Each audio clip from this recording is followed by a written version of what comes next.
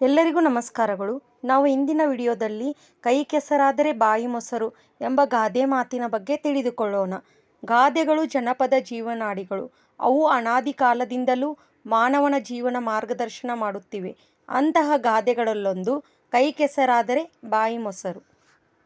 ಈ ಗಾದೆಯ ಅರ್ಥ ಕಷ್ಟಪಟ್ಟು ಕೆಲಸ ಮಾಡಿದರೆ ಉತ್ತಮ ಫಲ ಸಿಗುತ್ತದೆ ಎಂಬುದು. ಕೈ ಕೆಸರು ಎಂದರೆ ದುಡಿಮೆ, ಪರಿಶ್ರಮ. ಬಾಯಿ ಮೊಸರು ಎಂದರೆ ರುಚಿಯಾದ ಆಹಾರ ಅಥವಾ ಸಂತೋಷದ ಫಲ.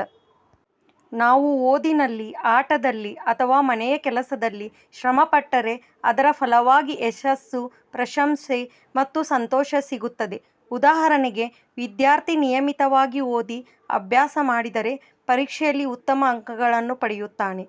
ರೈತನು ಹೊಲದಲ್ಲಿ ಕಷ್ಟಪಟ್ಟು ಕೆಲಸ ಮಾಡಿದರೆ ಉತ್ತಮ ಬೆಳೆ ಪಡೆಯುತ್ತಾನೆ. ಕೆಲಸ ಮಾಡದೆ ಫಲ ಬೇಕೆಂದು ಬಯಸುವುದು ಸರಿಯಲ್ಲ.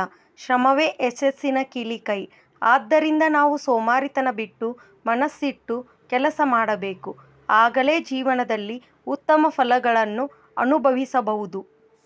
ಹೀಗಾಗಿ ಕೈ ಕೆಸರಾದರೆ ಬಾಯಿ ಮೊಸರು ಎಂಬ ಗಾದೆ ಪರಿಶ್ರಮ ಮಾಡಿದವರಿಗೆ ಸದಾ ಸಿಹಿ ಫಲ ಸಿಗುತ್ತದೆ ಎಂದು ನಮಗೆ ಕಲಿಸುತ್ತದೆ. ಧನ್ಯವಾದಗಳು.